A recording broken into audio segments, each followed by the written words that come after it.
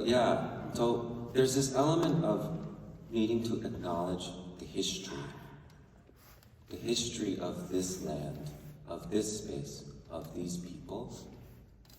And there's also a responsibility and a call to action to live with intentionality, to live with a true state of consciousness, to live with love above all else.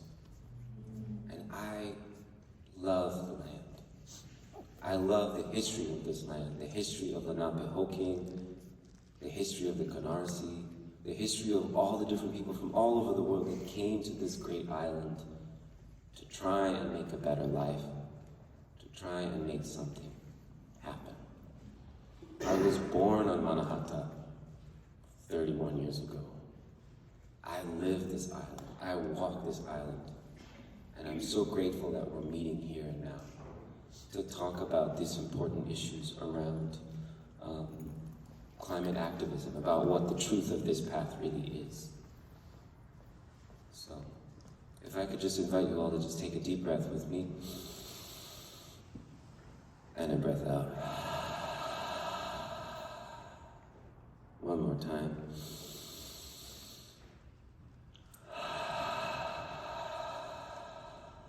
Come on in, one more time.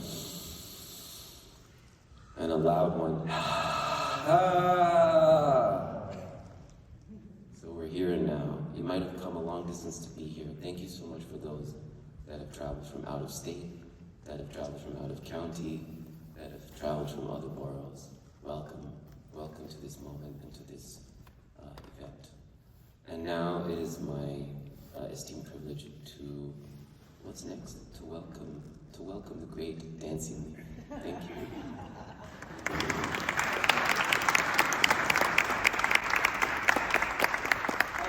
Thank you, Matthew. That was really beautiful. Trying to calm me down after a day of anxiety about doing this public speaking here. So, I wanted to thank everybody who stole my lines, so I want to thank Mun and Meg and Stephen and Kamau and everybody here for showing up. Like, that's the thing, right? We need to show up. It's really, really, really important that we recognize in our hearts what it is that we need to do for ourselves and for each other and for the planet, for our ecosystem, for our survival. Climate activists all over the world are being oppressed, are being silenced, are being murdered. And I started on this journey to this event specifically because Joanna Smith is my friend, and I've done actions with her, and she's always impressed me with her capacity to go into spaces like financial conferences and just walk in and tell them off and, you know, get off of fossil fuels, of course. That was her job. So she did that, she took that personally, and she would just go out there and do that, and all by herself. And I was always floored by her poise and equanimity within those spaces. And so she and Tim, so this is the anniversary of the Dega2 action. And how many people here have seen the action online? So a lot of people, the full version, the 5-minute version. So Declare Emergency has a 5-minute version that shows the whole thing, including them getting walked out. So really fast for the people who don't know, Joanna and Tim are part of Declare Emergency. And in Washington, D.C. a year ago, they went into the Smithsonian Institution, a National Arts Gallery, where Degas' little dancer, age 14, resides inside a glass case. And they got their finger paints out, so non-toxic children's finger paints. Joanna used red and Tim used black, and they painted on the case and sat down and did a very eloquent speech about how important it was that our leaders take responsibility and declare a climate emergency. and take care of the people that are out there, all of us. Take care of us instead of taking care of the art, which is encased behind glass and protected. So they got dragged away by the police, and Joanna was pushed by the cop. And in the video, you could hear her saying, like, I can't walk that fast. And it really was kind of heart-rendering to find out later, as I studied a bunch of their videos, that she actually has a bone disease, and her bones could pop out of their joints if she moves too fast. And so that was the beginning of the abuse that she experienced. So for a whole year since then, she's been led, and Tim also, well, Tim not so much because he decided to go to trial. She had been led to say there's a court date, and cancel, and really suffered a lot of mental, emotional stress, and until yesterday, when we found out that she was actually convicted and has to serve 2 months in prison and $7,000 worth of fines. And eight. Okay, I knew it was over 7. Okay, so,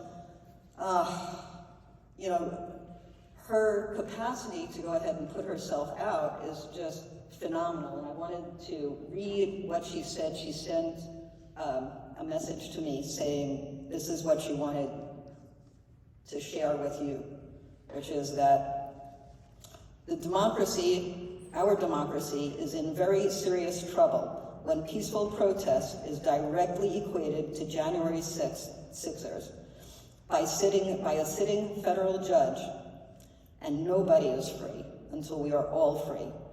All these struggles are so deeply interconnected. So I wanted to share with you also Tim, because I got to know Tim through this, and he's another incredible person. He's actually doing like the Chicago 7 thing. He's trying to take it, he is taking it to trial, and in August he's going to go on trial. And he's facing 10 years and a $100,000 fine. And when I asked him about the stress of not knowing about what his future was going to be, he actually said to me that he was happy, he felt good, that he was doing the best that he could to spread the word and try to create a safe future for his children. And when I kind of pressed him on that, because I was like, I don't feel good about this, like this is very stressful, he really was very adamant, and he said, no, this is my joy, this is my freedom. I am able to do what I need to do. They do not have the power over me. They do not have power over me. And it really blew me away that he could do that and have that strength of conviction within himself to be, really live his truth and not worry about it. And yeah, so I wanted to share that with you because that was really empowering. He actually had a whole video he was going to make, and you know, hopefully we'll put it out for people to see. That takes me to Stop Cop City and people in the global south, and the fact that people are being murdered, and really there's a lot of oppression that's happening. Climate activism is being suppressed, is actively being suppressed by our governments, our state governments, our federal governments, and all around the world. And we really need to act. I would like to take a moment for Tortuguita, okay, our climate activist murdered in Georgia at Stop Cop City. So just like 3 deep breaths, sending love and care to his family. Sorry, their family.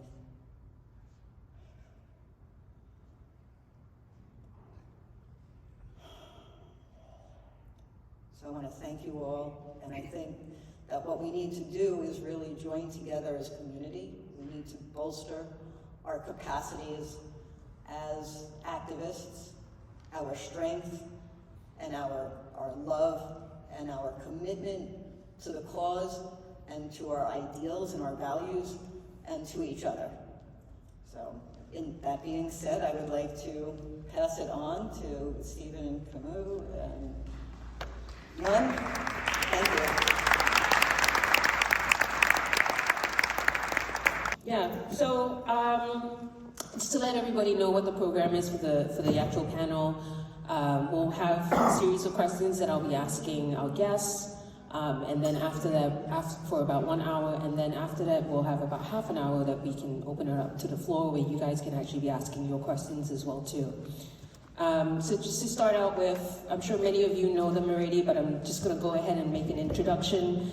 To my right, we have Kamau Franklin, who's the founder of Community Movement Builders and a co-host of Black Power Media. Community Movement Builders is a Black member-based collective serving the interests of the working class in poor communities to address gentrification, displacement, and over-policing, and has been one of the many groups at the forefront of the Stop Cop City movement in Atlanta. And then to my left,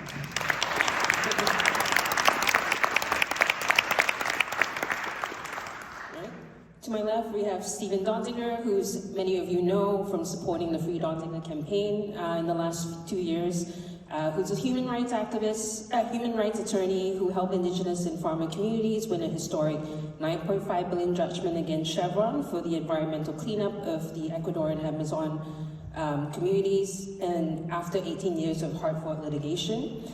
Despite this, he was wrongfully imprisoned and spent almost 3 years under house arrest and in prison in the nation's first corporate prosecution. Welcome, Stephen.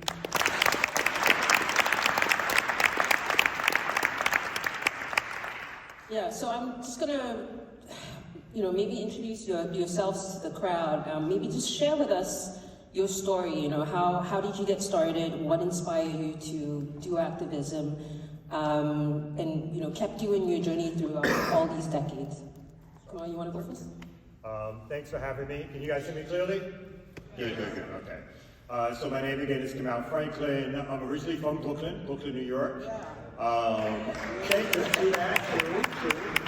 I like to tell people, however, I'm from pre-gentrified Brooklyn, so I don't always recognize the Brooklyn that is there compared to where I grew up. But born and raised there, lived most of my life in Brooklyn until sort of a decade ago and moved out and moved to Atlanta, then to Jackson and back to Atlanta. How I got involved in organizing and activism is actually through my family, through my mother. My mother grew up during Jim Crow in Charleston, South Carolina. So she would tell us stories about what life was like during that time period growing up.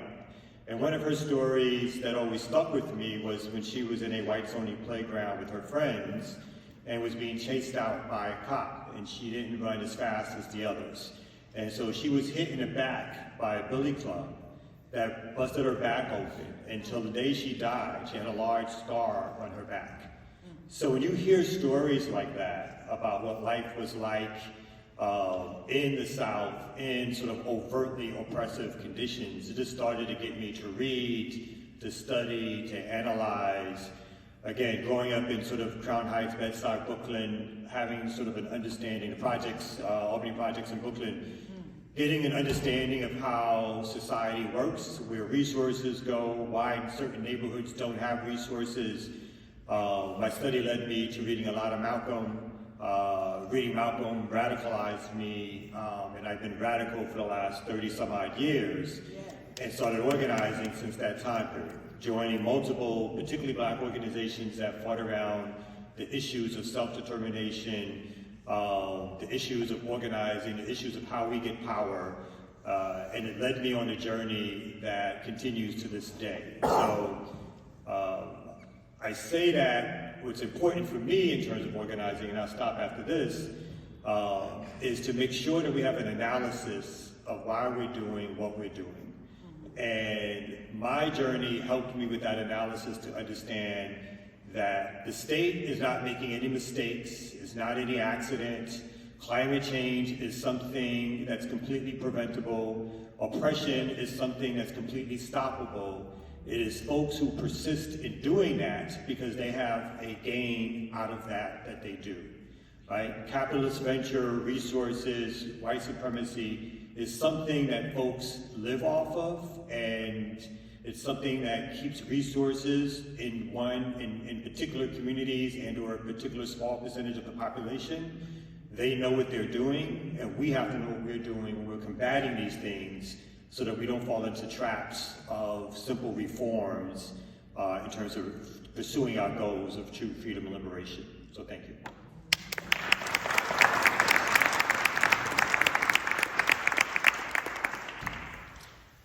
Hello, everybody. Can you hear me?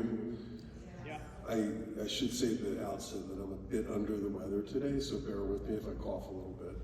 I first want to thank Man and Kamau. It's crazy, when Manuel Terán was murdered by cops in Atlanta, I started to get heavy into the Cop City situation from up here in New York, and of course noticed your leadership, and I have just tremendous respect for you. It's an honor to be able to be on a panel with you, and I admire the work of you and your colleagues down in Atlanta so much. I think the Stop Cop City movement will go down in history as one of the great protest movements, dealing with like police oppression in the history of this country. So I salute you.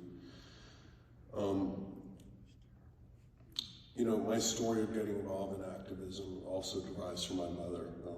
I grew up in Jacksonville, Florida, in a Jewish household, and my mother was like super engaged in civic life in Jacksonville, and we'd go to, pickets and boycotts and protests. And I really learned to, she cultivated in me and my sister a care for something larger than ourselves. And that led me to law school, and then for various reasons I ended up on this case in Ecuador, and really started out in the early 1990s as a typical lawyer thinking, all big problems can be solved by going to court, within the context of the law. And I've learned over the last 30 years, we're still working on this case, it's not over yet. It's a little more complicated than that. I started out as a lawyer. I evolved, I would say, into an environmental activist, and then from there into really broader social justice person interested in tons of human rights issues. Not just what Chevron did to the people of Ecuador, which is horrific.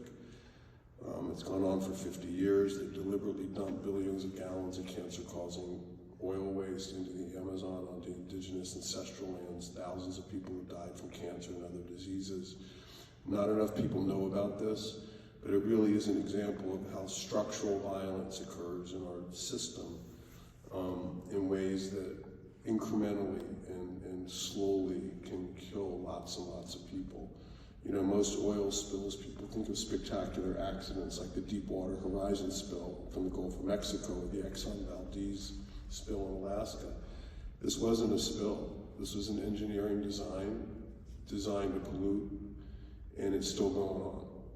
And there's no one thing to point to other than thousands of waste pits that contaminate groundwater, streams, and rivers that people drink out of, and it's still happening. So I've learned a lot.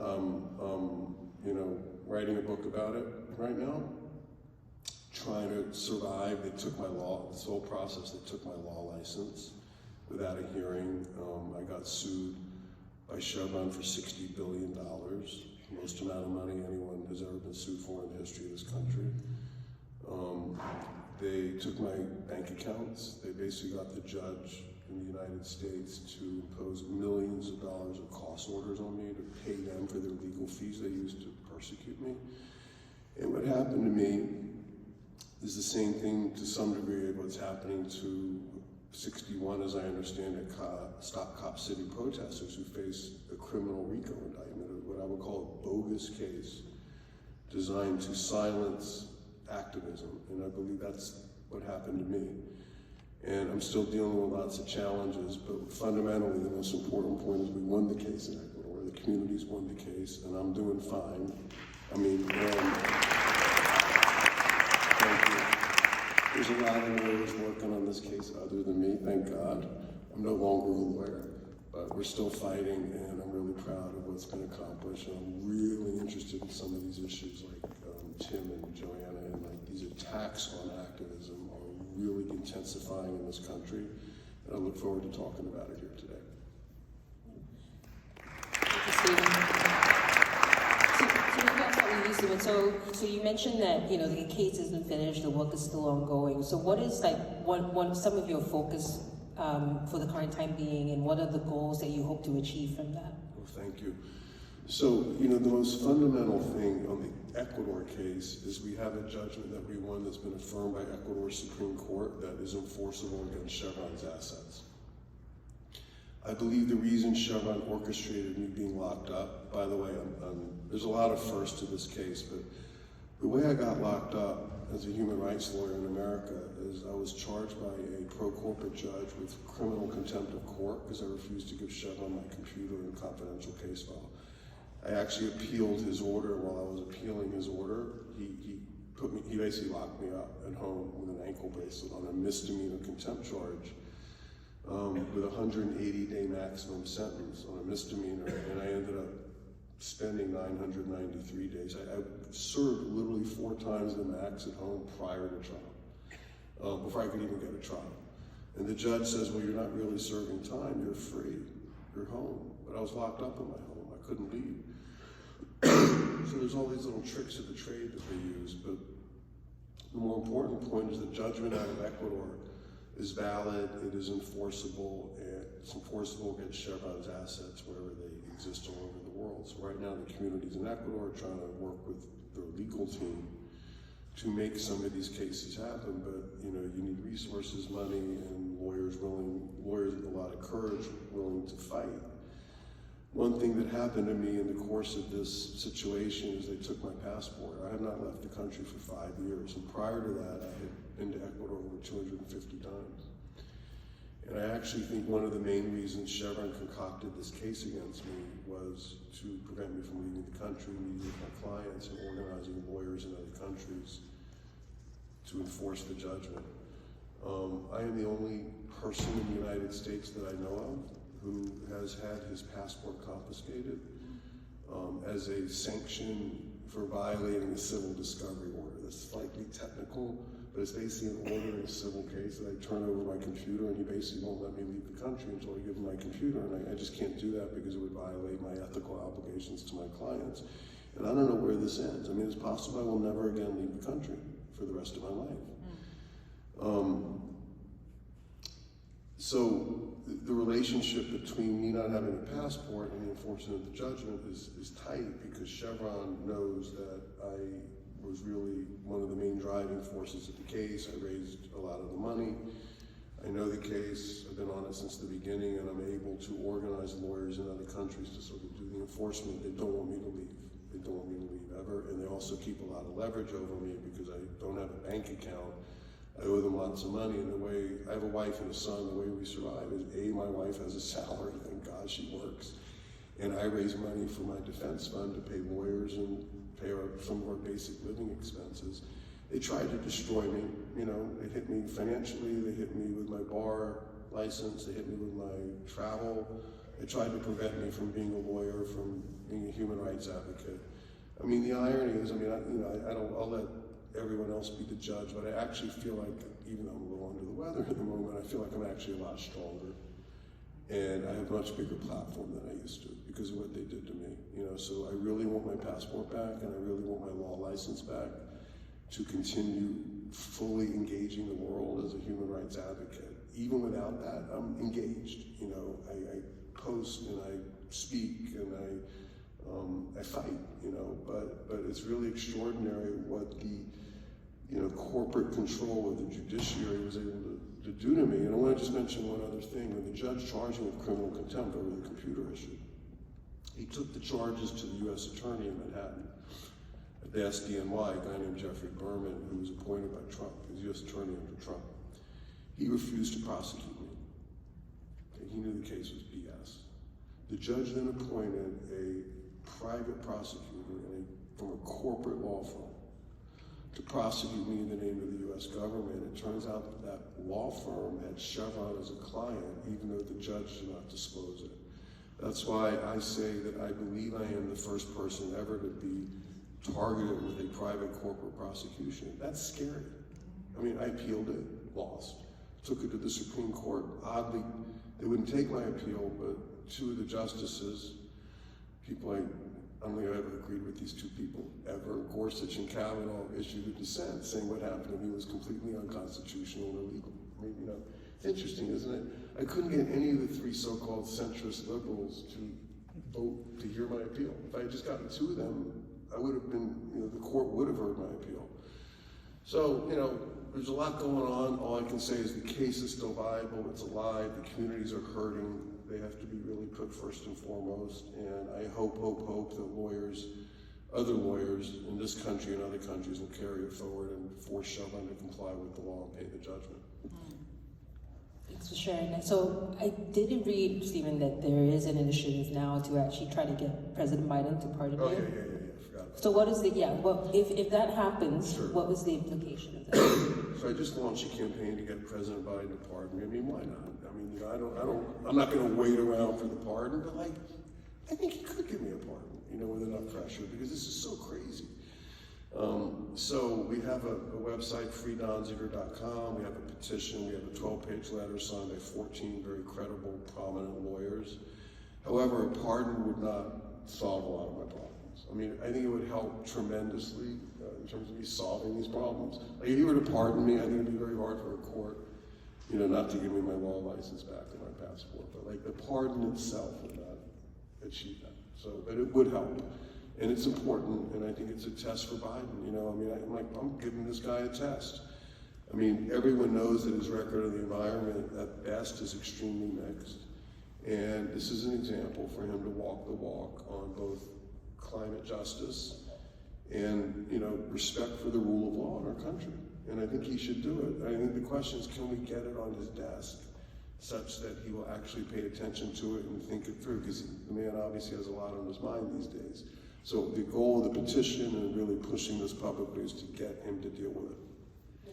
So for everybody listening, sign on to the Free Donziger webpage, sign on to the petition, get your name on there, spread the word as well too. Thanks, Stephen, for sharing that. So Kamau, what about yourself? What are you focused on? I know it's been really busy in Atlanta. What are your goals that you made it to?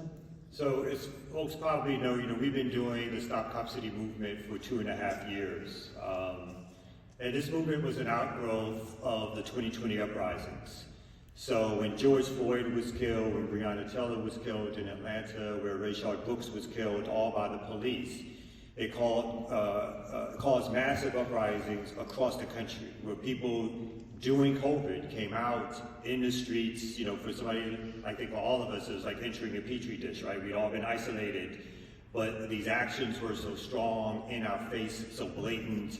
Some of the videotape evidence, it made everybody, a lot of people, come out of their house and engage in movement and organizing.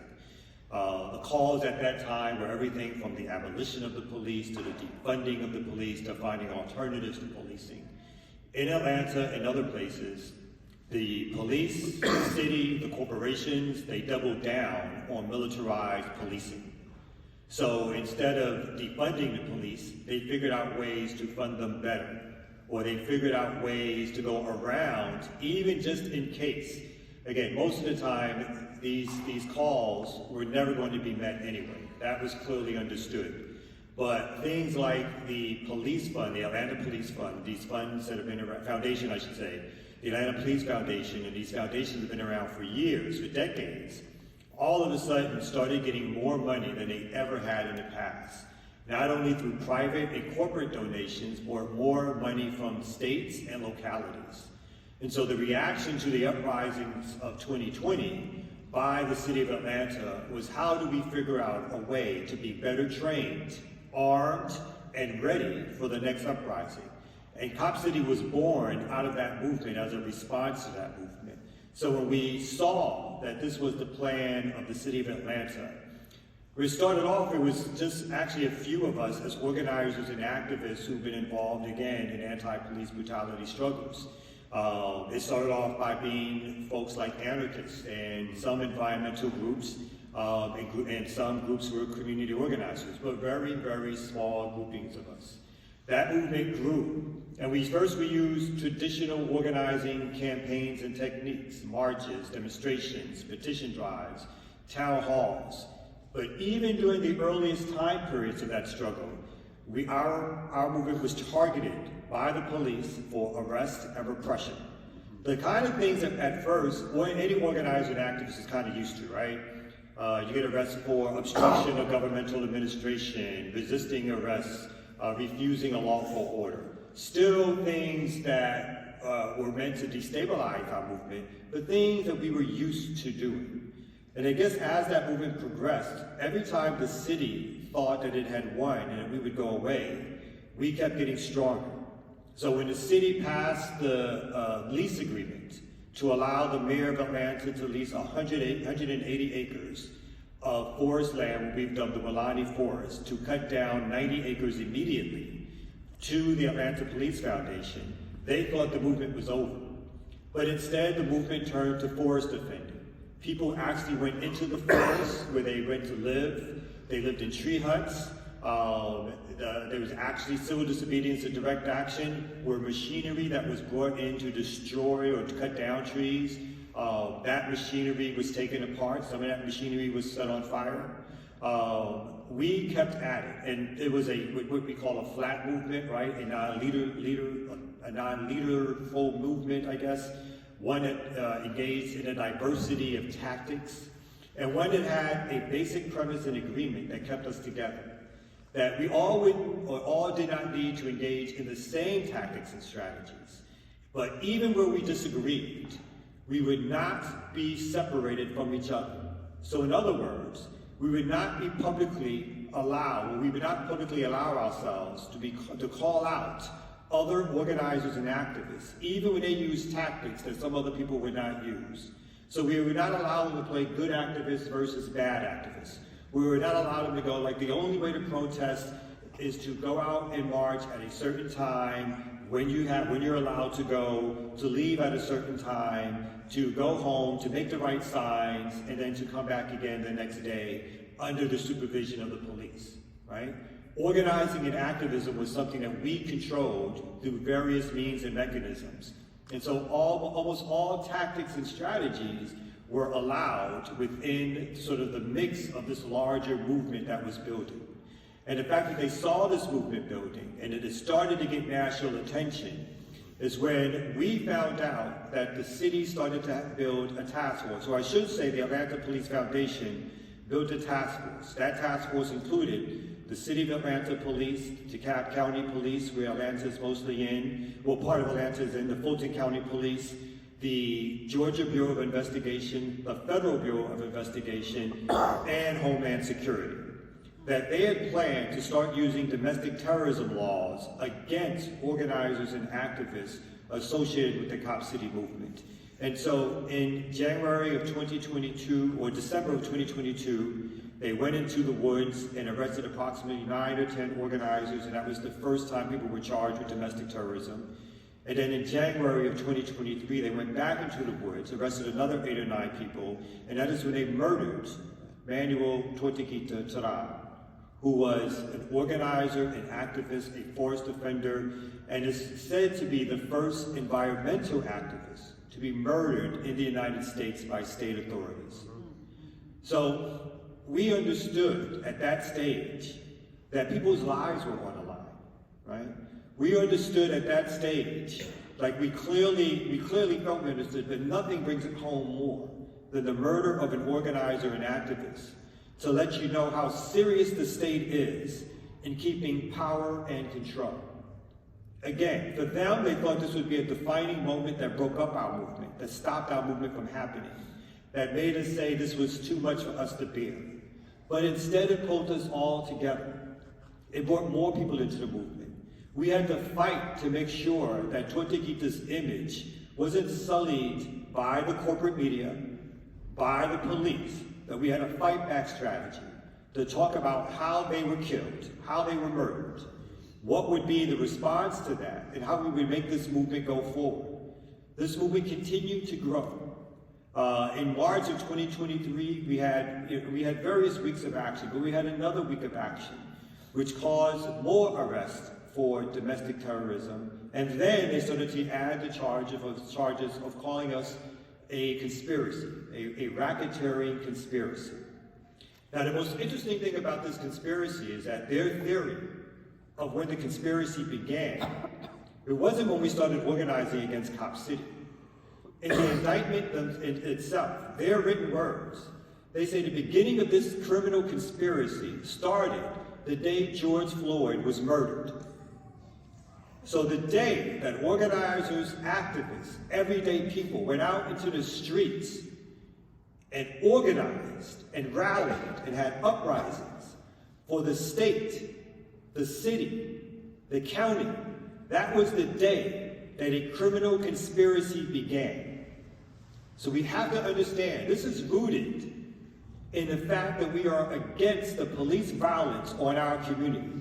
This is rooted in the fact that we see the environmental degradation happening every day, the fact that they want to tear down another forest to build a militarized police training center that we are opposed to. A forest that I should say was promised in terms of its usage to the adjacent working class Black community, where they had plans for walking trails, for parks, for playgrounds for young people, drawing up in written plans already passed. They were all ripped apart when the city and the Atlanta Police Foundation decided that they wanted to build their militarized complex. So we've continued to struggle, and at every turn, when they thought our struggle was over, when they passed the budget, they thought that was it. And then we switched to the referendum campaign, which gave more life, more energy to the movement. We're now at an inflection point, however, where they've captured the land, they've captured the resources. They are actually starting to build. There's still action happening against Cop City. So our point in time is, what are we going to do, right? We're adding on, like obviously the Palestinian uprisings, or the uprisings in response to the Palestinian genocide, which we think is directly connected to the ideas of Cop City. The fact that the Atlanta police, the fact that the Georgia State Police and other police departments do direct training with the Israeli police and the Israeli Defense Forces, so that the same tactics and strategies that are used against Black folks and other folks here are exported out to Israel. And the same tactics and strategies that they use are imported here on our folks. There are direct parallels and correlations between the Stop Cop City movement and militarized policing and what we see now is the current genocide happening against the people, paid for by the Biden administration, supported by the Biden administration, and allowed to happen by the Biden administration. So we are at an inflection point where we have to feel where is next with this struggle. So even if Cop City gets built, it still becomes a locus of struggle, a place of struggle, a place to organize against future actions of police brutality and militarization. The best part, I'll wrap on this, the best thing that's happened during this struggle for us, where again, it's been people from all different organizer, activists, everyday people, walks of life, everything from mainstream environmentalists to radical environmentalists, again, anarchists, communists, people like me who are revolutionary nationalists, radicals in my orientation, grassroots organizers, voter rights groups, that there's been a common understanding and a bringing together of these groups to work on common strategies and plans that has never been there before in Atlanta. The civil rights movement bypassed Atlanta. Although people talk about it being the cradle of the civil rights movement, you had individuals from Atlanta. But because of what was termed the Atlanta Way, you never had a movement in Atlanta proper. That movement is there now. And part of our role is to keep that movement going.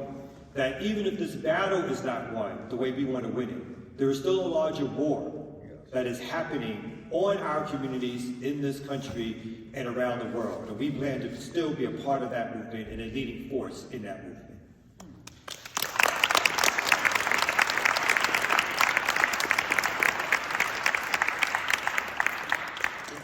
For sharing that. Yeah, I would say for myself, like I'm a fairly new activist, been around for just only 4 years. And when I stepped into the movement, I wasn't necessarily aware of how hard the struggle actually is. And definitely like Steve, what you've been going through, Kamau, what's happening in Stop Up City has kind of opened my eyes to the intersectionality of all the issues, as well as, how hard the struggle actually is, right? But at the same time, we know that climate and ecological breakdown is happening. We know what needs to be done. We know we need to stop fossil fuels. We know we need to change industrial agriculture. So my question for the both of you, given the experience that you've had, what you've come across, dealing with the cops, dealing with the judicial system, do you think it's actually possible to be an activist and avoid the criminal justice system? And when I say that, what I mean is, do you think an activist can actually be effective in getting the change that they need and that they imagine without actually risking their individual civil liberties? The answer is yes. I think it is possible, but we have to fight for it. Okay, so what I would say to that is, despite the difficulties that were inflicted on me personally, and despite sort of very kind of disturbing trajectories in our society related to democracy at this point, there still is space, and I would say a lot of space in this country to do activism effectively without being jailed. They don't control everything. Sorry, I'm just speaking as a lawyer. There's a lot of judges who are fair, out there, and there's a lot of judges who aren't. And the right wing is trying desperately to get the pro-corporate, unfair judges in every slot in our federal judiciary, but they haven't succeeded. There are judges who are decent. I do think there's an underappreciation in the movement for the courts and the role of the courts and really keeping people down. Even what happened with Joanna's sentencing yesterday is an example. There is a federal court who is trying to use Joanna's case to intimidate other activists, to send a message. Judge Kaplan against me, I never really thought it was that personal. It manifested very personally. But the tactic was not personal. They were just choosing the guy who was most visible, and they're gonna screw him and destroy him so everyone else gets intimidated. So I think it's really important, first of all, for us to understand what's going on out there, and understand how to read it and not become too fearful and get too freaked out, and understand there are many victories to be had. I was just up at Columbia helping students in the encampment, and the student protests that have spread literally all across the country and the world started right here at the Columbia Quad. That's powerful stuff.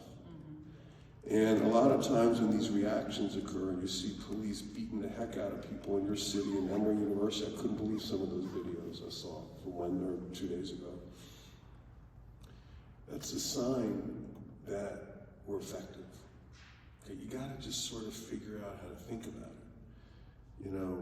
The fact they locked me up for 3 years is because we won, not because we lost.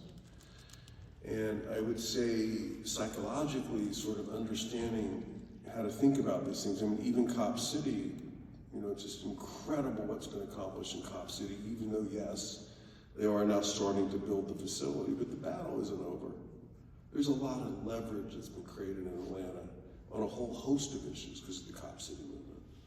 And I would argue the police were so crazed at Emory because they're just crazed in your town anyway, largely because Cop City has been so effective. They've always not been good, we get that. But I just think they're worse and worse now because they feel the heat that we have created through the movement, including the climate movement. People are feeling our power. So it's complicated, and everyone has to make their own decision, I would say, in terms of how far they want to take it in their own lives. And I don't judge people, man. First of all, I never wanted to go to jail, and I never thought I could go to jail. I went to Harvard damn law school in the same class as Obama, and I never imagined they could do this to me, And I also obviously have the privileges of being a white man in America, and it just didn't occur to me it could happen to me, but it happened to me. And I think that's illustrative of the fact that they don't give a damn shit. Okay, if you are successful enough in confronting their power, they will come after you no matter what you look like. Obviously there are people in this country, I don't want to acknowledge this, but far, far worse things to deal with than me. people who are victimized by our criminal justice system, people of color, police brutality, police murder, police violence, but having a corporation prosecute someone and lock them up directly, that's never happened before. So they're creating all these new tools, little by little, most out of sight. They're sort of happening subtly, various little laws get changed. I noticed, by the way, the other day, like Congress is starting to talk about taking NGOs in this country that work on pro-Palestinian issues and like creating mechanisms to claim that they support terrorism. I mean, it's crazy. I mean, they're gonna, to me, that's the next frontier. They're gonna try to claim that anyone trying to speak on behalf of Palestinians as an NGO in America is somehow tied to terrorism with potential criminal penalties. So there's this constant effort by them to do that. There's a constant effort by us to fight it and also to create the world we all want. I mean, we're not just resisting, we're trying to create a world, a better world.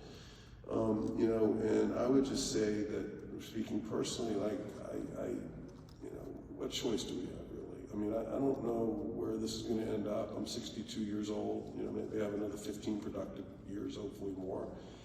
But like, I'm gonna fight the rest of my life for a better world, because that's what I love to do. It's not even altruistic. I mean, I like it. But everybody's got to make their own choice, and I think we have a lot more power than we realize. And I'll close on that point by saying that they want to try to convince us we have no power. Think about that. They want to stop protest before it starts by convincing young people it's futile. They want to bash heads at Columbia and USC and Emory. They want to somehow convince kids they can't do this. And we need to be really smart about it and understand they're doing that because we can do it. Like, we really have a lot of power. And, even if there's arrests, even if people, get brutalized by police, as I saw at Emory and I've seen at USC and UT Austin and so many places, it's because we're effective. And we have to sort of keep straight about that. Yeah, I mean, I would answer, you laid out a lot of reasons why I would answer the question in the opposite way, which is no, right?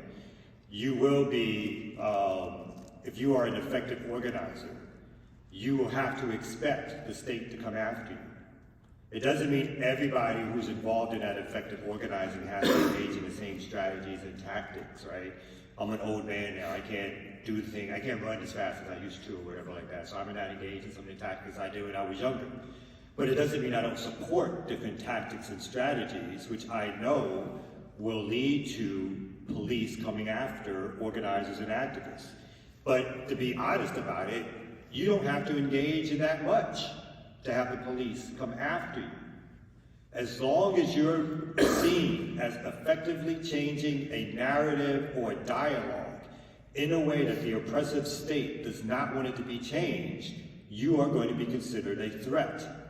You cannot go into organizing, you cannot go into understanding how the world works without understanding that these systems are not mistakes, they're not haphazard, it's not like the court system is failing, right? It's not like the police are a few bad apples. The police brutalize because that is what they're trained to do. So it doesn't, I always tell people, it's like, are there good cops? It's like, no. And I'm not talking about people's individual caretaking actions. I don't care if people are good to their families, if they walk their dogs, if they send their kids to college. What I care about is the fact that when they're told to attack a campus and to arrest and to brutalize, they will do so. When they're told to lock up and stop street protests, they will do so. When they're told to go into communities and to stop and frisk and to make mass arrests and to break into homes and do warrantless searches, they will do so. They are there to do what they do for a reason, which is to protect private property and protect certain class interests and to protect the way the government is currently run in the interest of capital accumulation, i.e. capitalism. That's right. That's their role, and anything else that happens, just because a cop is nice to you one day and they don't give you a ticket, it doesn't change the fundamental nature of their role and who they work for. They are the public army for private corporations.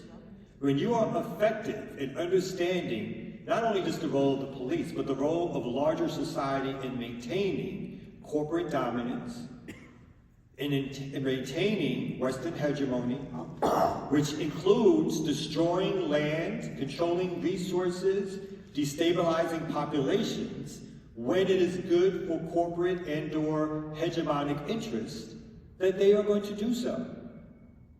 So one of the reasons the Palestinian struggle in particular is being attacked, and we should look at some of this. This is a genocide, but this is also an environmental genocide.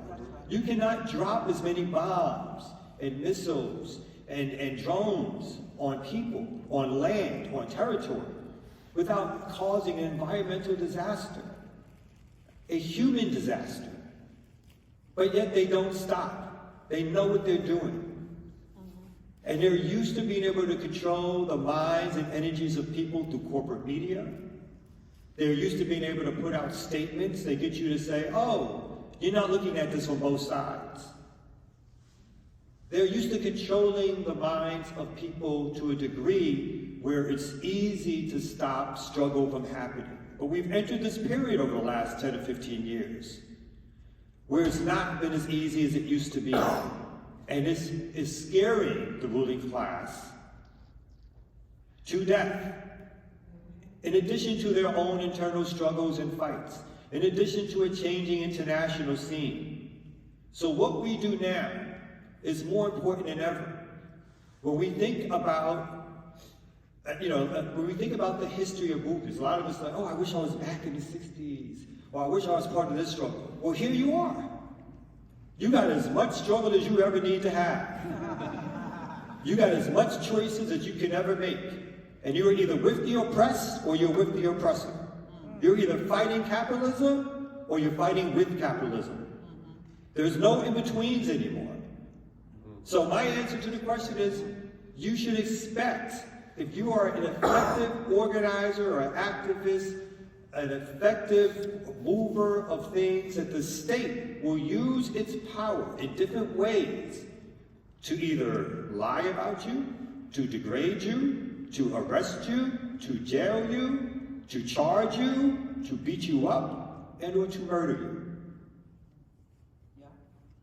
It is what the state does to protect itself and to keep its resources.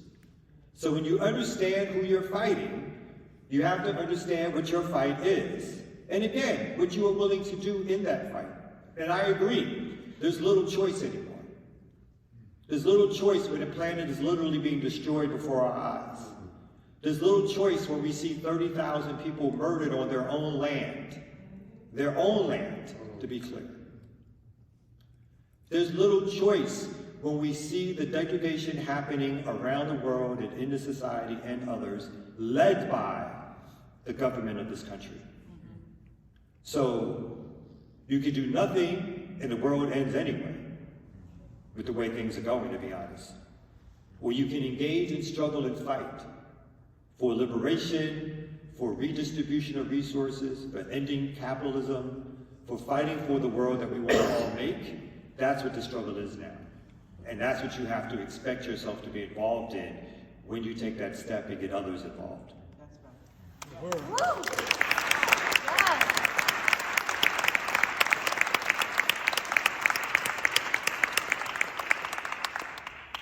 So I want to move on to this topic of surveillance or infiltration. Oftentimes, because we live in New York City, we show up at the banks very often, we show up at the insurance companies, we're dealing with corporations, big corporations. So do either of you have a perspective to share as far as maybe the connection between, or the collaboration between the government and corporations, in terms of surveilling activists, or just the fact that, a lot of us don't mean to be, a lot of us don't picture ourselves to be, bad people or anything. We feel like we're showing up for a moral reason and we're protesting at these corporations, right? And we don't necessarily expect that we will be surveilled or infiltrated. But just want to hear from either of you as to how pervasive this is and how we can actually be organizing effectively without being severely disrupted, and at the same time, still be open in the sense that we can actually still build a mass movement while we deal with these disruptions.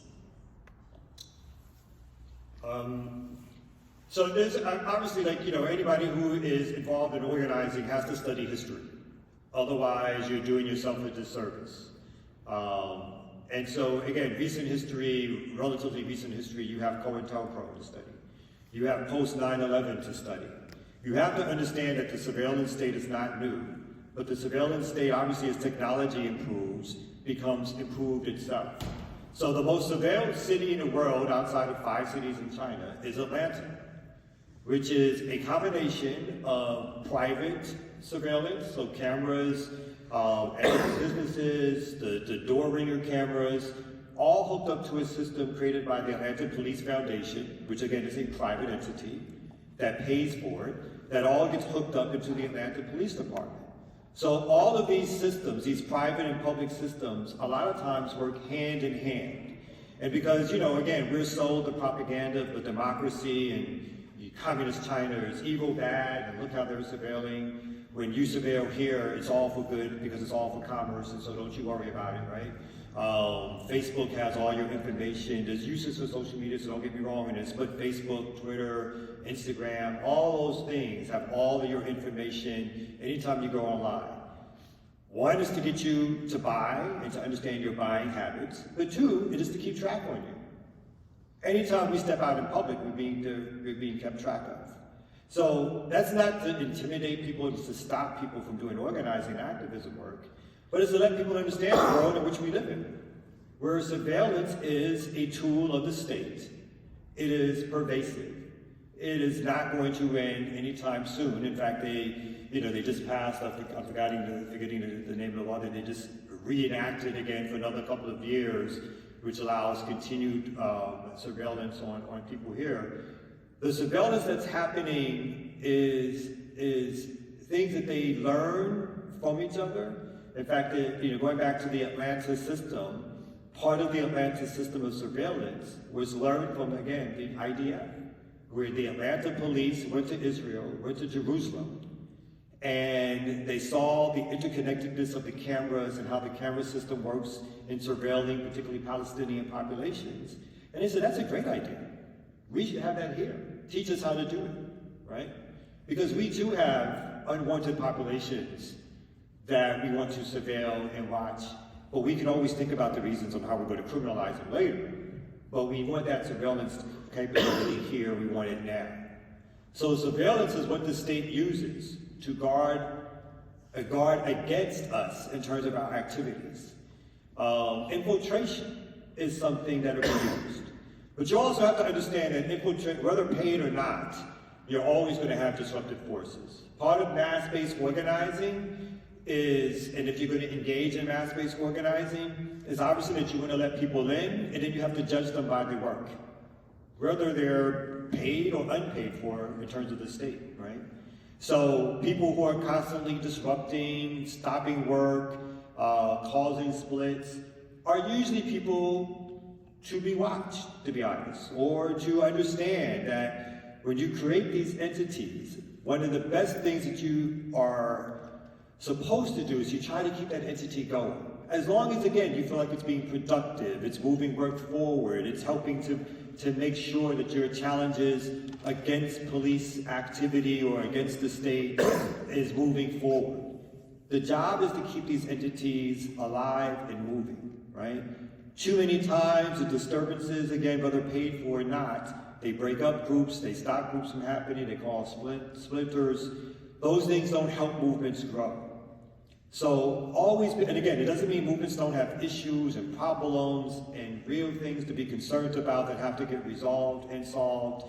A lot of times these movements were not built to solve everybody's social service needs, right? But a lot of times we all come into movements with our own baggage and we bring that into movements. Movements have to deal with that effectively and in a courageous way, but they also have to understand the limitations of solving all problems within movement spaces. They just are not built for that. So I wrap up by saying surveillance happens, disturbances happen. Understand that they will happen. Create mechanisms for dealing with them. But as much as possible, keep your organizations and your structures and your collectives alive and moving and dynamic. Because when you do that, You are growing, you are building, you are, again, creating the alternative to what the state is doing to you by showing that we can bring people together, that we can move on mass actions, that we can sometimes solve individual problems, that we can create institutions that show what a different world can look like. But we can't do that if we're always breaking apart. We can't do that if every struggle or issue within means the movement has to end. We have to figure out how to solve, and again, whether or not it's purposeful because it's by the state, or whether or not it's just incidents that happen that we have to think through. We have to think through these things, how to resolve them, and how to keep movements going and growing, because if movements aren't growing, then movements are dying.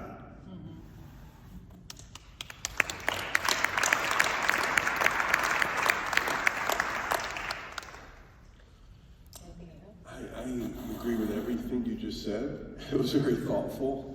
You know, it's funny, it's an issue I haven't given a ton of thought to, just because I assume it happens, you know, and I think we have to be cognizant that it does happen, but again, we can't let it get in our heads in a way that stops the work.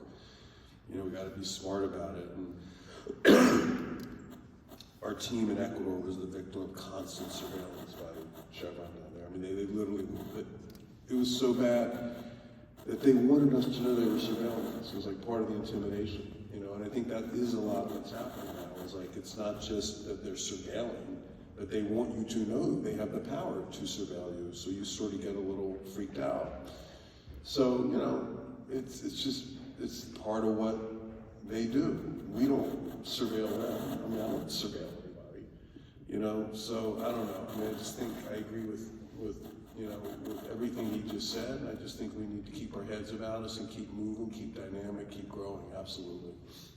I'm sure we can keep the conversation going, but I do want to give, you know, folks in the audience the opportunity to ask questions. Lega, you're going to be handing the mic around? I'm going to start by saying a couple things. One is, let's make sure women as well as men, people who are not part of the dominant Euro culture as well, and let's ask actual questions.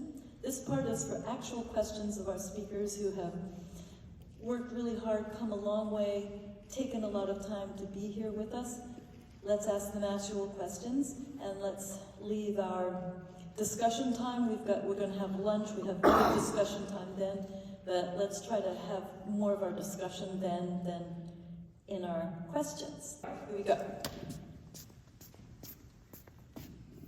Thank you, and I will defer to a woman if you prefer to have a woman ask the first question. Okay. So I'm Keith Downey from WBAI Radio 99.5, WBAI.org. Thanks for listening to us. Kamau, I want to ask you a specific question. So around Tortuguita, we're hearing that Michael Baden, the so-called celebrity coroner, has looked into the case, and now there seem to be some disparities between what the police said happened and what it appears that the new autopsy shows happened. Could you talk about that? Sure. I mean, when Tortuguita was killed, the story by the police, by the Georgia Bureau of Investigation, and by the state government right away was that Tortuguita shot a state trooper, basically, and then they returned fire en masse. And that was their version of events. When the family came to town and we started doing a little bit of a people's investigation also. And right away, again, we knew that there were holes in their story, or that we knew that their story, again, I used to also be a former practicing attorney, and I did some criminal law and some civil rights law. So it was obvious to me that the police were known to lie. The police are known to cover their tracks through lies, through their reports, so forth and so on. Quickly, we started hearing stories that, as opposed to the police version, that there was a single gunshot and then they started shooting back, that there was a round, that people in the neighborhood said they heard a round of gunfire instantaneously. The amount of times that Tortuguita was shot, I think upwards of 57 bullet holes. The autopsy showed that Tortuguita was shot with hands crisscrossed like this, that their legs were crisscrossed, and they were shot in their legs several times crisscrossed. They later tried to change their story and suggest that Tortuguita was throwing a flash grenade at them, and shooting back at the same time. So then they tried to make Tortuguita a Rambo figure who was throwing explosives and shooting, all while sitting crisscrossed in the tent. One of the autopsies showed that there wasn't any gunpowder residue on Tortuguita's hands. So we saw time in and time again that one, the shifting stories of the state. Two, the actual evidence that was shown shows that a person was shot holding their hands up defenseless against police mass shooting against them. Obviously, the Georgia Bureau of Investigation came out and said that the shooting was justified. There's a lawsuit happening by the family against the Georgia Bureau of Investigation, against the state of Georgia as we speak, using the alternative autopsy and actually the first autopsy done by the state as the basis of facts in which shows the lies by the police and by the state. And so this is still an ongoing investigation. Some people have called for the Justice Department to get involved, for the FBI to get involved. I don't expect much out of them, to be honest, but other folks are calling and hoping that some outside entity can come in. We're calling for more of a larger people's investigation, but we see that what the police said, what the state said, around how Tortuguita was murdered wasn't actually what took place.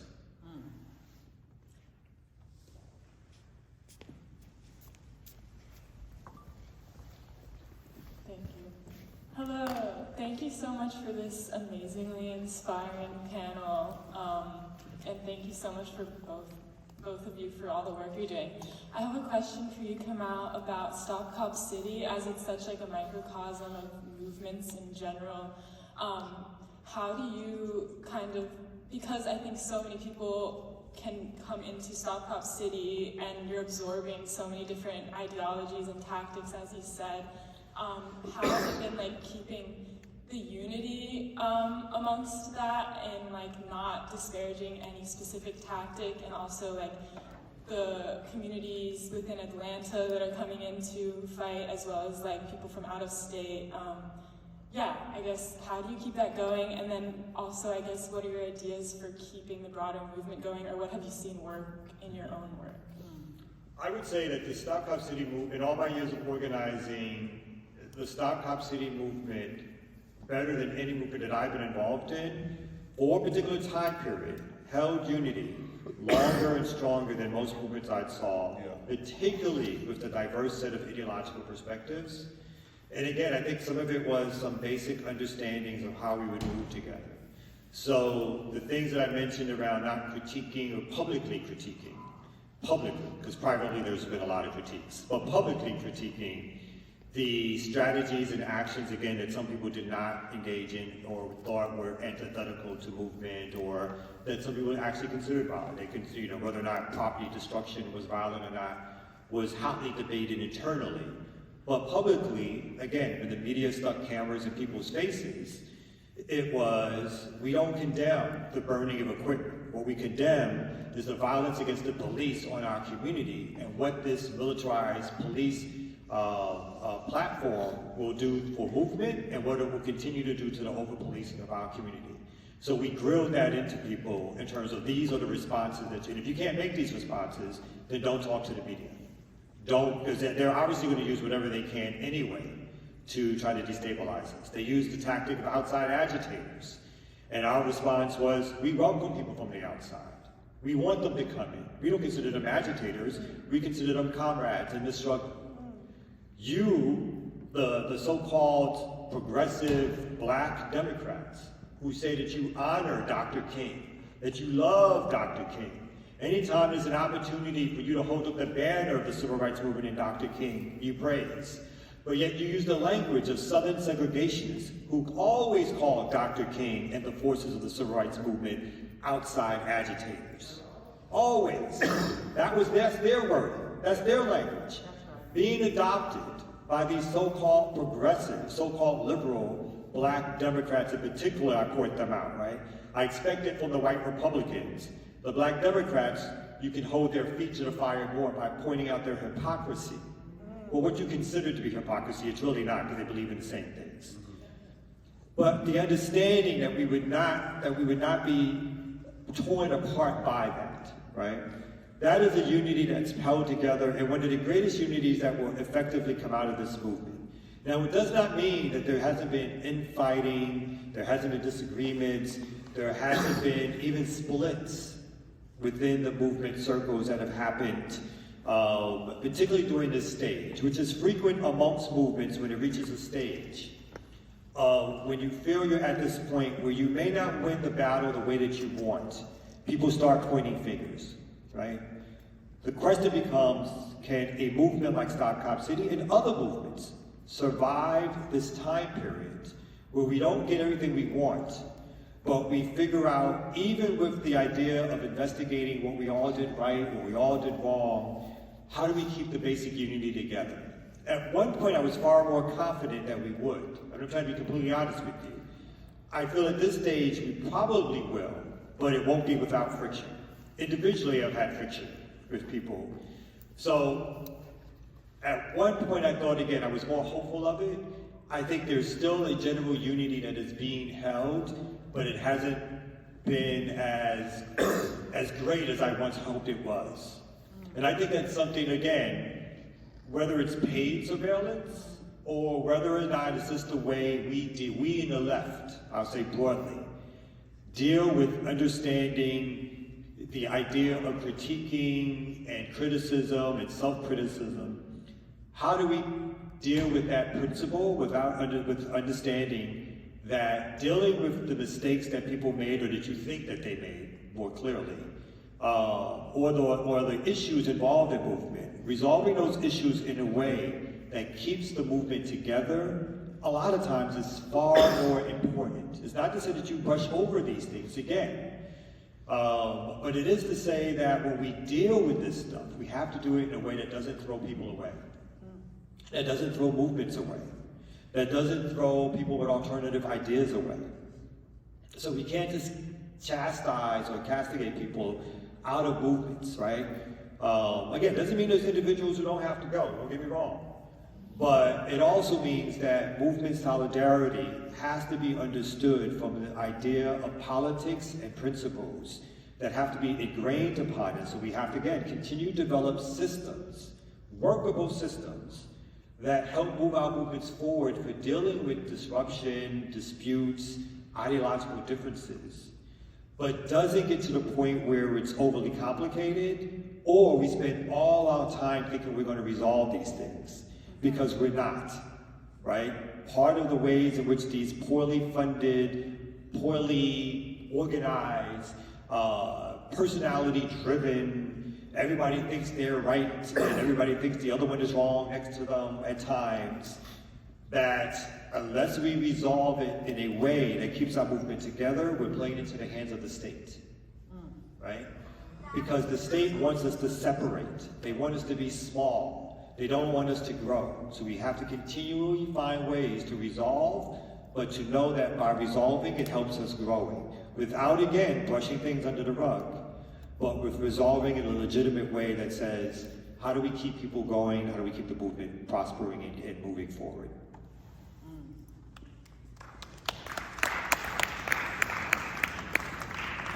Thank you. I have a follow-up to that question about growing the movement, about prospering forward. I work primarily in recruitment for NYC, and as you can see, we're small.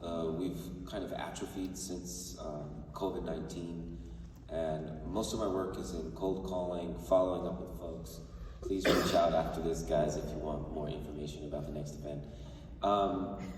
Sometimes I think when I'm trying to convince people to care, that is this really challenging moment where the middle of the road, middle class, comfortable American seems like they're not willing to trade their life of goods and services for a life of free speech or organizing or community at all. You know, they'd rather just kind of stay in their hut and like.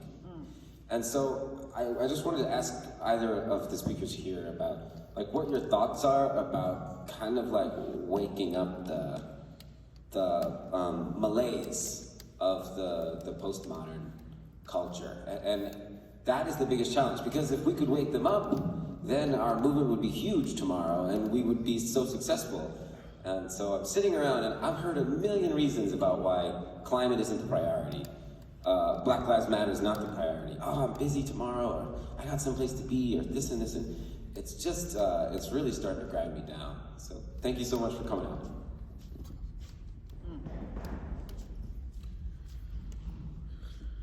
I guess I'll talk for a second. By the way, I'd go to any trench you go to, man. You're my leader. Is this the most clear analysis of movement? Politics? Wow. So I hear you, I really do. And you know, I'm not really in a movement. I'm sort of doing a case that involves a movement to some degree, communities and stuff. But I will say that, you know, the objective conditions of our climate are, I think, going to continue to deteriorate, such that the opportunity to do what you do more effectively is going to rise dramatically in the coming months and couple of years. I mean, there's going to be, I think, a major opportunity in a shift, because people are going to start to feel it. Like the people who are in their huts are going to not really have their huts the way they thought they had them. And it's going to, I think, open up dramatically. I don't know if you were here in New York when we had the smoke blackout. Remember that a couple of years ago? Like, I thought, wow, this is incredible. Like, all the wealthy people in Manhattan are experiencing, you know, what the rest of us are experiencing. All the judges who have these climate cases are actually breathing this really dirty air. And I think that kind of thing really, really matters. It's no substitute for sort of the structural impediments of people being open to this, which I would argue has a lot to do with either people have enormous wealth and they don't give a shit and they think they can power their way through it, or people who don't have wealth are so on edge and so worried about getting their next paycheck, they don't, and society is structured deliberately so people don't have the time to think critically or to relax. You know, I mean, you don't have health care. How do you do a protest, you know, if you're so worried? So a lot of this stuff, I think, has to do with how our society is structured, the intense inequality of wealth. I mean, could you organize a worse wealthy society than the United States of America? I mean, we're so much wealthier. It's the worst wealthy society ever invented. The inequality, lack of health care, lack of job opportunities. It's just unbelievable. So I think all of these issues that are not necessarily climate central are going to drive people, I believe this, into the climate space at some point soon. And I think your job, I hope, could become a lot easier. Of course, I'm Mr. Eternal Optimist. This man's more realistic, but like, I just, you know, I think part of my experience in being locked up is like, I knew that Chevron wanted to like steal that optimism. And let me just be honest, I mean, part of my optimism might be mildly delusional, okay? Because I need to survive, you know, I need to have hope. But I think psychologically how we sort of understand these things and how we maintain that optimism and not descend into cynicism or depression is really critical. I'm saying they want us to be depressed and cynical. But we need to be optimistic and earnest. Even if the shit sucks, we need to be earnest about it and do what we can, you know, and you know, history has so many lessons of people who faced incredible odds. And I mean, I was just talking to a class at Keene University in Jersey yesterday, and they were studying the Cuban Revolution. And we're talking about how no matter what you think of the Cuban Revolution, think about this. When Fidel came on that boat called the Granma from Mexico in 1954 with 120 people and landed in Cuba, and within about 3 hours, 60 of them were killed by Batista's army. He was able to get into the mountains with 60 people. At the time, there was Batista had an army of 60,000. He had 60 people. In 5 years, he won. I mean, the forces won, I should say. And like, I think about that. What was he thinking? You know, facing these insurmountable odds, and still went in there, risked his life. They all risked their lives, and ultimately triumphed. You know, and I think we just, by the way, those lessons of history are so not taught in our schools. They don't want any fucking student to know what I just said. You can't learn that unless you really go out and get it. You know, these protests up in Colombia, you know, and all across the country, like the way the media is covering it, you think it was like a bunch of crazy people. And they're fucking really good people. I was just at Colombia. I mean, you think Colombia is like, there's riots happening up there. I swear to God, I walked through the quad, it was the calmest, most peaceful place. Encampment was there, totally clean, no noise. There was next to it a place for the Zionist students put Israeli flags. No one touched it, everything was respected. It's totally opposite of what you hear. And like, you know, the role of the media in convincing us things are a certain way when they're really not is really important. Like, we all need to be media critics. You know, we all need to understand our minds are being colonized by the media, you know, and guard against that. It takes a lot of energy to sort of read the New York Times and understand. You gotta read it critically, not just act like it's the truth, you know. So all of these things, I think, make things more difficult, but I also think there's a lot of things moving in the direction that's gonna blow this thing wide open. At least I hope so. I mean, I agree with Kamau that the state has tremendous resilience. I mean, they're good. Resources. And like what I've noticed as of late, and when I was younger, I didn't really see as much. Maybe I just wasn't open to it, but like, they used to kind of try to hide the repression more, I think. Now they're just fucking open about it. Like, they want you to know they have the power, and they want you to know they will use it unjustly and illegally if they have to. Like, they don't mind. You know, whereas before they were always like rules-based and trying to be, you know, act like it was legal and whatever. So there's a lot going on. I will say though, I do think there are things moving in the positive direction, and we have to understand that there are obviously awesome and immense challenges, but there are also trends that favor us, and we just have to tap into those and try to build them bigger and faster. I think, I hate to say it, but...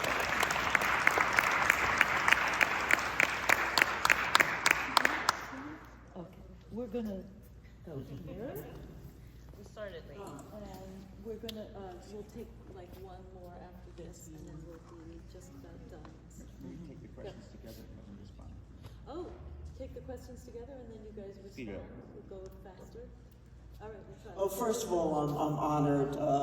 I've studied, known of your work personally and politically, and thank you for the personal commitment, the human commitment, and to all the people here who also have a stake and an interest in fighting the crimes of empire, and perhaps the ultimate crimes of empire now, i.e. environmentally based.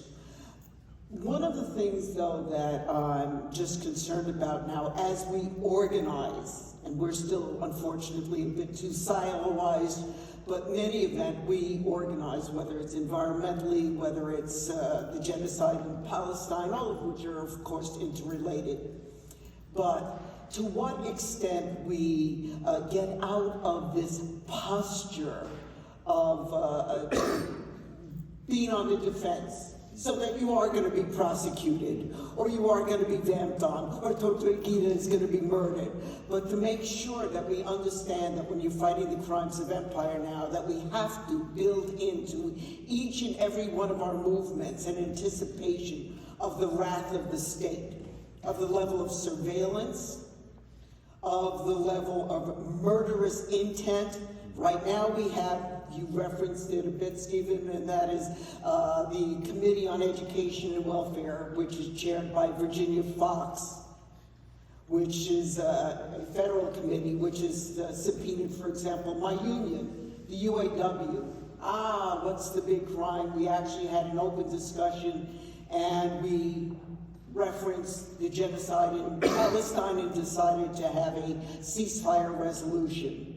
Already we are under subpoena. And it's not just the Palestinian issue, but the precursor to that is this committee wants to harness and vitiate the voice of struggle, certainly of organized labor, certainly of the youth student communities, change the labor laws and so on. So to what extent was we be a bit more sophisticated as organizers in whatever endeavor we seek when we're again fighting the crimes of empire, to build in a strategy that anticipates and begins to tackle whether it's the COINTELPRO or the seemingly more mild form of what is the new McCarthyism. And lastly, I want to say on behalf of BAI, I'm glad you mentioned the media. Please, please support WBAI, because that's the only place you're going to hear this stuff on a consistent basis. Well, I don't know if it's going to be a lot, because I know that was a very comprehensive question. I just wanted to say that I 100% agree with what I like to call the ethos of the trench in how we organize. And just like if we don't recognize that these are bullets coming at us and we need to come together and not fight with one another, we don't understand what the movement is about.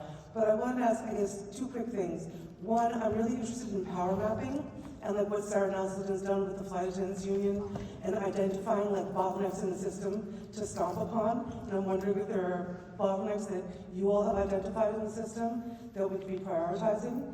And secondly, the civil rights movement, had the Black Panthers, the suffragettes had the suffragette bombing and arson campaign. I know we are committed nonviolent protesters. I'm not suggesting violence, but I'm wondering we don't have that kind of militarized radical flank that then normalizes what we're saying. And how important do you think that is? Obviously, we're not going to outgun the state, right? But like, how important do you think that is in posing a threat to the state? And what effect is like it not existing right now having upon our movements? Thank you. I don't mind starting. So, I think in terms of preparing and bottlenecks, in some ways I can answer in two ways those things. One of the things I think we have been good at Stop Cop City and your movement narrative in general has been creating the narrative that they've had to respond to. And so instead of being on the defensive, we've been on the offensive, narratively speaking. Even the naming for us of Stop Cop City, like the fact that people call it Cop City, was a narrative victory, right? I think even in terms of what's happening around, and I'm just using this because you go to Palestine also, the idea that everything started on October 7th, or that Palestinians actually don't have a right to resist, or the fact that we're not talking about Palestinian land in general, right? In total, to be honest. So, for getting narratives out that the state has to respond to, and usually the state, because it's so used to getting its way or using brute force, is not great at narrative anymore. Even the United States, which is the capital of propaganda around the world, has become lazy in terms of its propaganda because, again, people are not relying on corporate media for information the way they did 30, 40, 50, 60 years ago. You know how long it took for the Vietnam struggle to break through the corporate media lens? It did, right? But it took longer. We have these vehicles that are corporate owned, right? For now, we have some ability to put messages to each other that we've never had before, which helps us break through their narrative faster. So understanding the control of narrative to get people to understand how the world really works and alternatives to bring it out is something that's totally within, not totally, something that's more within our control than not. And so we need to take advantage of that, whether or not that's, again, either sort of the BAI narrative or having alternative media, and or looking at what we can do via social media. Now, some of your questions I'm not going to answer directly. I am not a nonviolent peace activist. That is not my marker. It's not so much that I don't believe that that is not the best way to achieve the things that we want to achieve, but I just want to be clear. The state uses what it has because it has control over that area of struggle. I am a supporter of revolutionary actions all around the world. I think people have a right to define their struggle and to fight back against oppression by any means necessary. We may not have those tactics and strategies at hand now, here, the way in which others do, right? Because we would get slaughtered. But it's not that I don't believe that there are ways and mechanisms to use other tactics and strategies that demonstrate our ability to defend ourselves. Yes. All things on the planet have a right to defend yourself.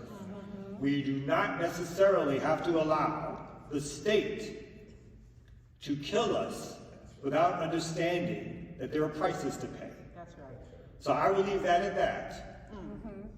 But I think it's important as we talk about movement building, just my final thoughts.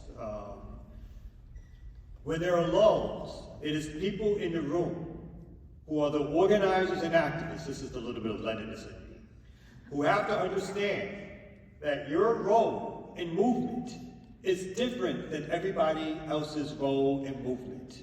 You are the people, but you are also the revolutionaries, or the radicals, or the organizers, or the activists, however you want to define them. Lulls are something that you have to figure out how to fight through because you have to be prepared when those lulls turn into moments of action and mobilization. And people need structures to be able to come into when those lulls turn into moments of movement uprisings. So when things are not happening, you still need to be working. That's right. When the masses are not in the street, you still need to be in the street. You need to mobilize, because you never know what the next moment will be. And people need to understand why they're fighting, who they're fighting against, what are the tactics and strategies available to fight in addition to mass mobilizations. And it is the organizer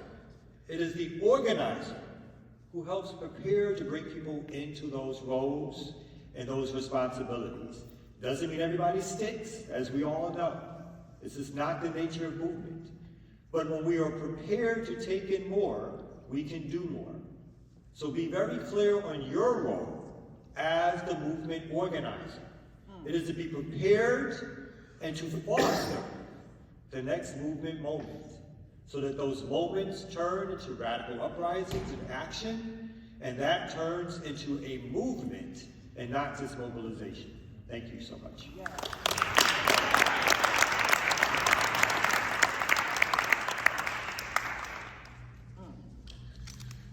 Took my breath away, nothing to add. Are we wrapping up now? Yeah, so closing remarks. I mean, thank you both for taking the time and spending, this precious time with us and sharing your wisdom with us, your experience.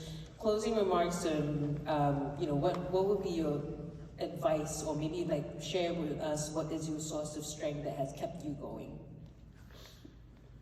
I'll go quickly. It's been a trying time for me personally in movement spaces, because again, I do think some infighting is happening. And anybody who's done movement for a long time, you get the certain threats. My family's recently got some death threats kind of thing. And that's always this weird space because I have young kids. And I'm older, so I'm not as, I can't do everything that I individually used to do, whatever. But the thing that gets me moving or going is that I so believe in our ability to solve our problems as human beings, as communities, as people. We have clear understanding that the way and the people, the ways and means in which the current people who control the planet they're just not doing it for us as a masses of people, right? They're here to take away resources, land, and structures. We know this. So what gives me the motivation is that I think we can solve problems when we try, when we get beyond our own egos, when we continue to work together, even when we're mad and upset, when we face the challenges in front of us and say that those challenges are stumbling blocks, but they do not define us, they do not stop us, we have to keep moving. I've seen this incredible spirit of movement activity over the last 10 and 12 years, again, with mistakes, with craziness, with things we're like, who the hell told you to do that, or why would you do that, or who's selling out who, and the rest of it. But it is the continued movement forward that I have not seen in my lifetime, right? That keeps me moving and going and struggling, and I hope it keeps you moving and going and struggling too, because we can win, and we shall win, as long as we keep pressing and moving forward. So thank you.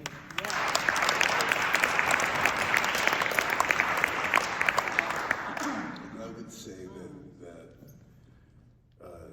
I second that, and I would also add that, you know, one of the biggest sins in life, in my opinion, is to not use the power that we have.